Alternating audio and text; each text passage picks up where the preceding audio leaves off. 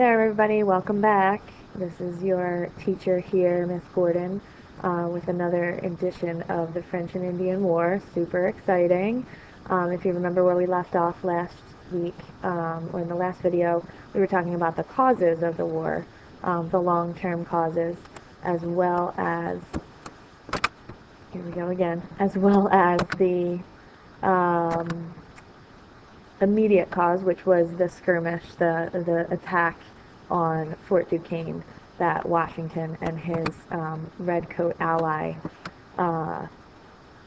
General Edward Braddock. If you remember, Washington goes with a message to get out for the French. They say no, and then Washington and the redcoats, the British Army, are attacked at Fort Necessity. This is the beginning of the French and Indian War. So to begin today, we wanted you to take a look at this quote from British General Edward Braddock. Washington warned the British that the bright red uniform and battle tactics of the British regular troops may make them easy targets for the Native American forces, and Braddock scoffed that the Indians may be a formidable enemy to your raw American militia, but for the King's regular and disciplined troops, sir, it is impossible that they should make any impression. So remember what we want to do with primary sources. We want to pick out words that we know, and we want to try to figure out, based on what we might already know, from what you're doing in class, you might already know a little bit about how Braddock and the British and even the colonists felt about the British troops, that they were invincible, that they could not be defeated.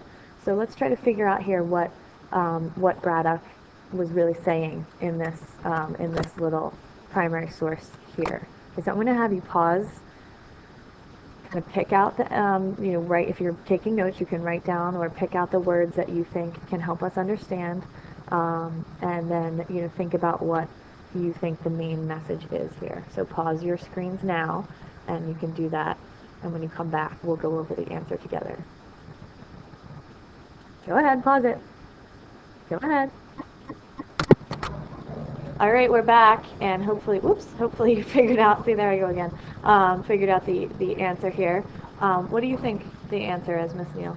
I think you have to look at a couple of different things. One, it says Braddock scoffed. So it sounds like he wasn't taking Washington's concerns very seriously. Woo! Whoops. Keep going, I'm sorry. He talked about the Indian, I'm just thinking for a minute, but he talked about the Indians being formidable enemies, which is another important word I think to understand. So he was saying a couple of things, I think. One, that the American militia was not as almighty and powerful as the British army was, and therefore the British really, they shouldn't be concerned because the Indians couldn't possibly overcome a win against the British military as they've been trained. I'm trying to write here, and it's not really working out very well, but trying to write scoffed is kind of like he's kind of looking down on the American militias. Remember, the militia isn't a trained military force, and of course the Britons' trained military force, the regular troops, are the best troops in the world, which is what he's saying here. Right. So in terms of attitude, what would you say his attitude is? Well, he doesn't think very highly of the militia, the American militia. He doesn't think they're nearly as strong as the formally trained British military does, and so he thinks. I don't think he thinks very highly of the Native American forces either. Right. So it almost seems like the English are going into this. He looks down upon, I think, the Indians, the American Indians' tactics. Right, as well. right. Okay, hold on one second.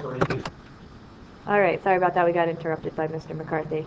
But yeah, no, I think for sure he has this kind of cocky, arrogant attitude, which could certainly pose problems anytime you go into anything, Assuming a game. that you're going to win. assuming, right? I always tell my swimmers, assuming, if you, don't be so confident, don't ever assume that you're going to win, because that's the surest sign that you are probably not going to win. Don't be overconfident, always be prepared. And I think that that's going to be a problem for the British.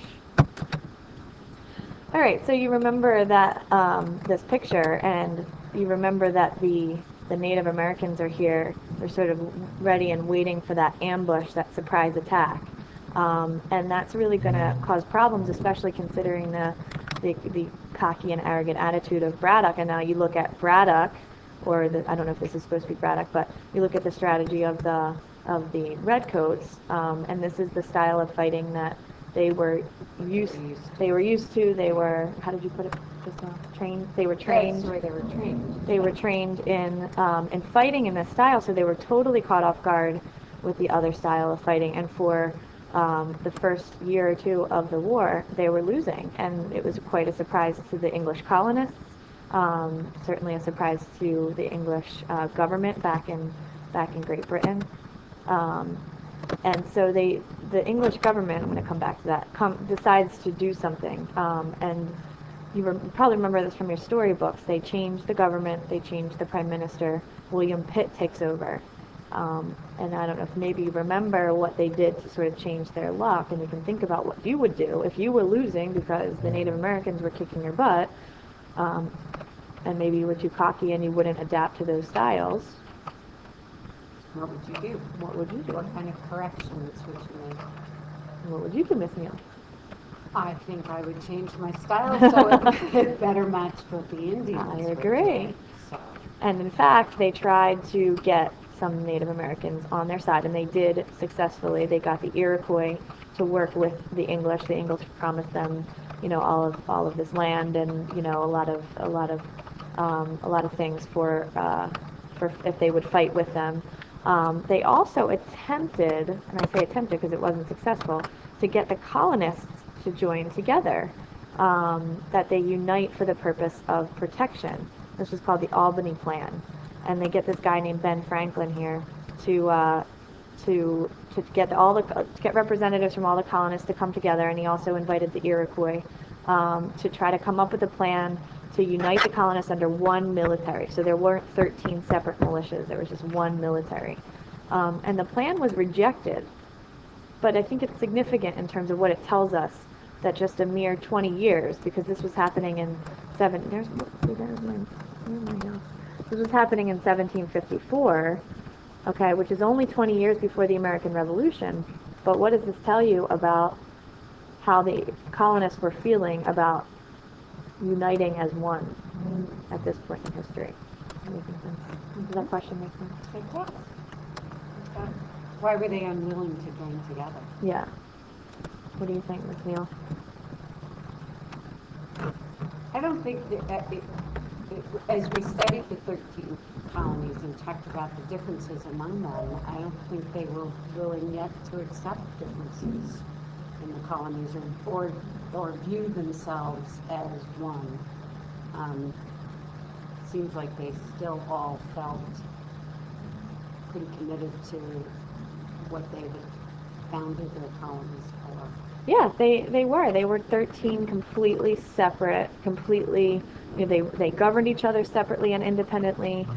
They had, separate militias. They had separate beliefs, and they even were rivals in some cases with each other. And they certainly were not united in any way, shape, or form.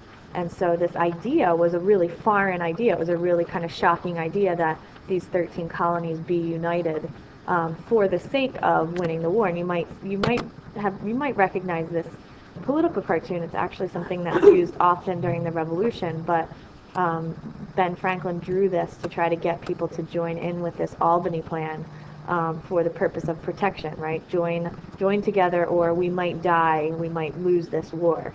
And yet they weren't ready yet. So, and this is only 20 years before the Revolution, so something is going to happen between now and the Revolution that gets the colonists to want to join together and become a separate country.